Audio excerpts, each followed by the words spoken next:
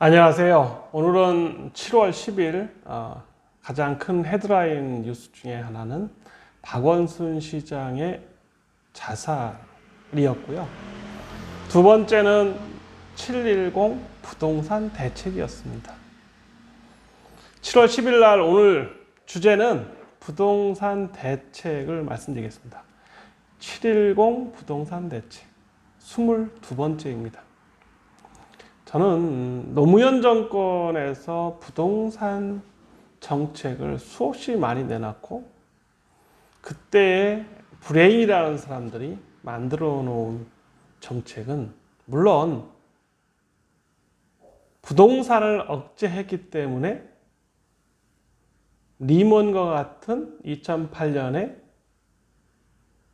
금융사태가 한국에서 오지 않았다라는 평가를 하시는 분도 있습니다. 또 노무현 정권에서 시작한 부자들에 대한 분노를 자극해서 정치적으로는 좋은 먹잇감이 되었습니다. 그런데 저는 그 당시에 느낌이 뭐였냐면 결코 좋은 정책은 아니었다. 지금 다시 10년, 15년이 지난 이후에 문재인 정부에서도 22번째의 부동산 정책을 했습니다. 그 당시에는 왕 수석이라고 해서 문재인 수석이 가장 실세였습니다. 그리고 노무현 대통령은 기자회견에서 부동산 참 죄송합니다. 부동산 정책 실패를 인정했습니다. 지금 문재인 정부 3년이 지나고 있고 부동산 정책 똑같은 반복입니다.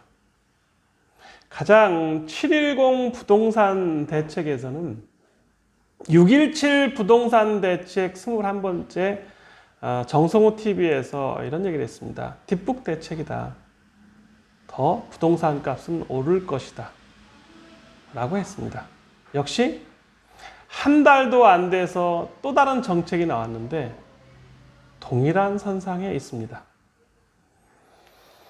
취득세, 보유세인 재산세와 종부세를 높이겠다.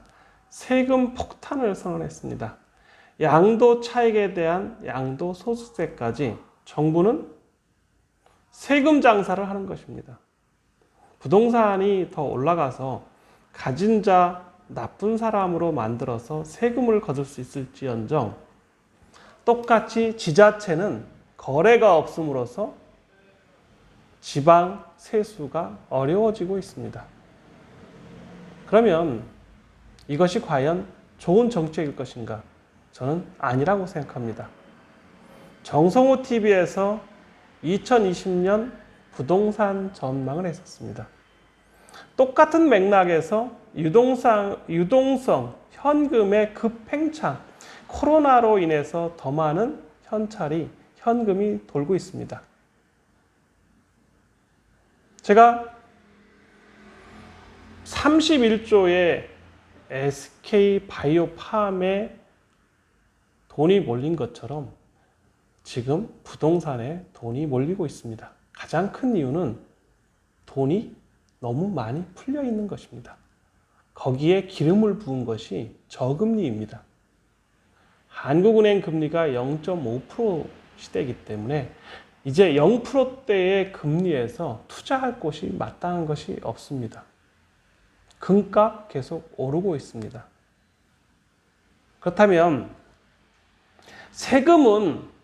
세법을 배운 사람의 기본 상식은, 일반 상식은 세금을 더 약한 자에게 전가하고 있습니다.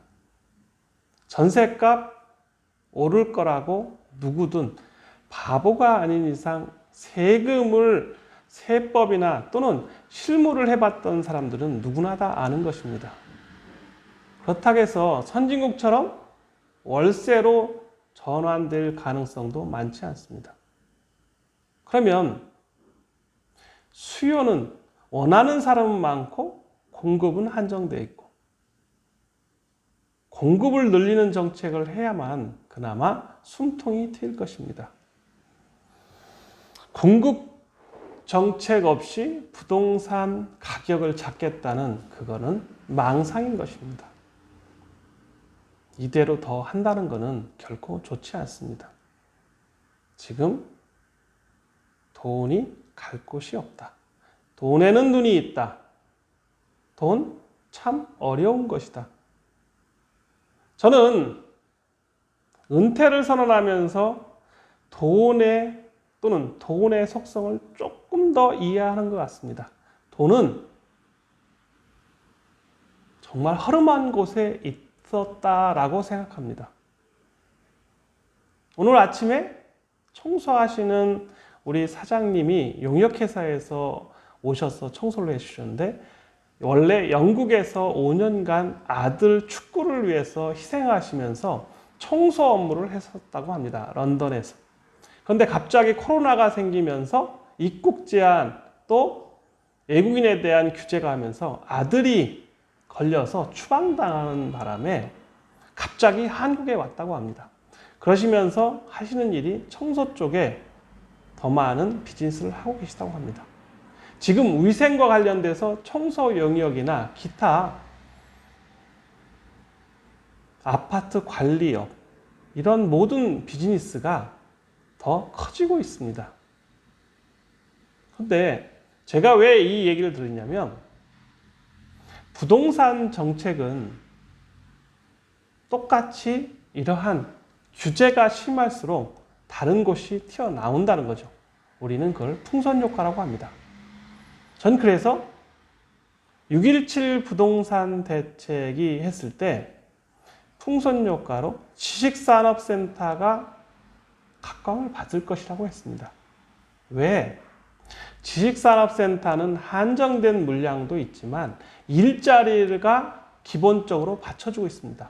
특히 서울에 있는 지식산업센터는 일하기도 좋습니다. 일자리가 계속 늘어나고 있습니다. 오닉스 지식산업센터의 온라인과 관련된 또는 가상세계와 관련된 비즈니스가 더 팽창하는 것을 보고 있습니다. 저는 이러한 저금리 시대에 주식과 부동산에 돈이 몰릴 수밖에 없다라고 했고, 정성호 TV에서는 부동산도 투자하자, 주식도 투자하자, 그리고 특히 지식산업센터는 황금알을 낳는다고 늘 강조하고 있습니다. 지식산업센터는 어떻게? 사업자 등록증을 내서 사업자금 대출이 90% 이상 나오기 때문에 안정적인 투자처입니다. 당장 오늘 산다고 해도 1년, 2년 지나면 계속 오를 것입니다. 지식산업센터의 옛 이름이 아파트형 공장입니다.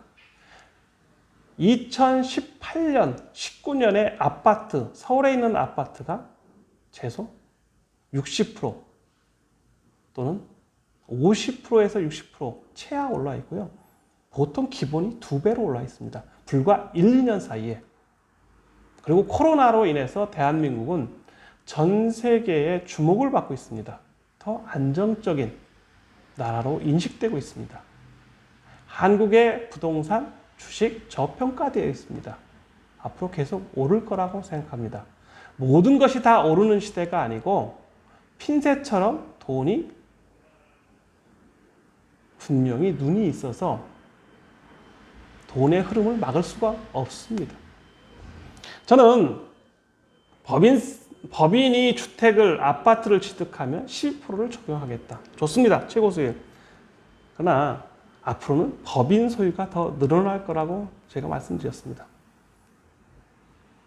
취득세 12% 해도 양도 차익에서 이미 법인의 최고 수율이 24%라고 하면 개인이 사서 양도 차익을 가지고 세금을 내는 것보다 법인이 양도 차익을 내서 세금을 내는 것이 훨씬 더 절세입니다.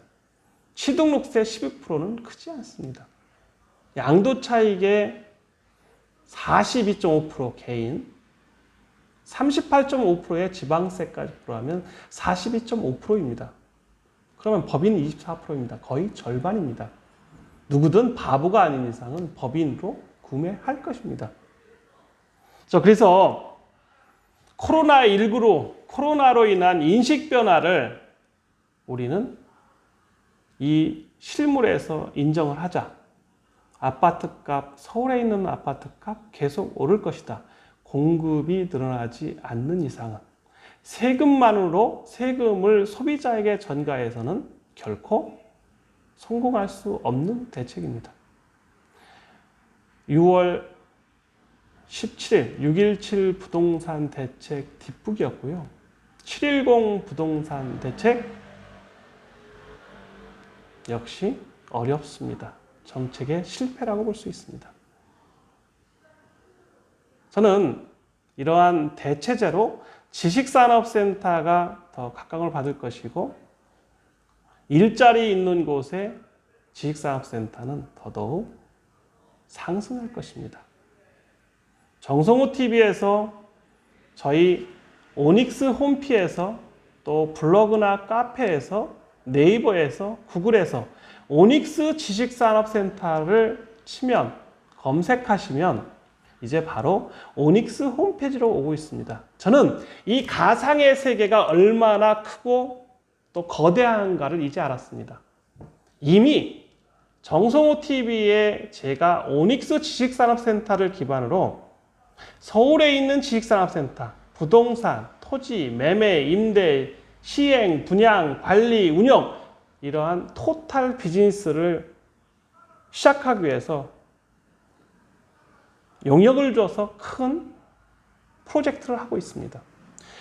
저는 은퇴를 선언했는데 컴퓨터가 일을 해주는 가상의 세계에 와 있습니다.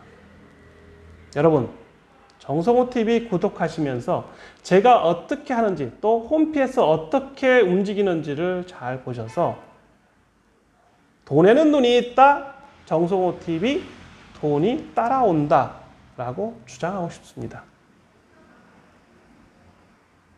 저는 실물 경제를 20년 이상 했을 뿐만 아니고 지금의 이런 대책이 어떻게 변할 거라는 걸 금방 감지할 수 있습니다. 오닉스 지식산업센터에서 오시는 기업도 많아졌고 또 성공하고 성장하는 기업이 많아지고 있습니다. 정성호TV 구독을 통해서 이러한 7.10 부동산 대책의 대체제가 과연 무엇일까를 곰곰이 생각하고 저금리 시대에 돈이 지식산업센터에 모인다. 서울에 있는 지식산업센터, 오닉스 지식산업센터 다시 한번 봐주시기 바랍니다. 감사합니다.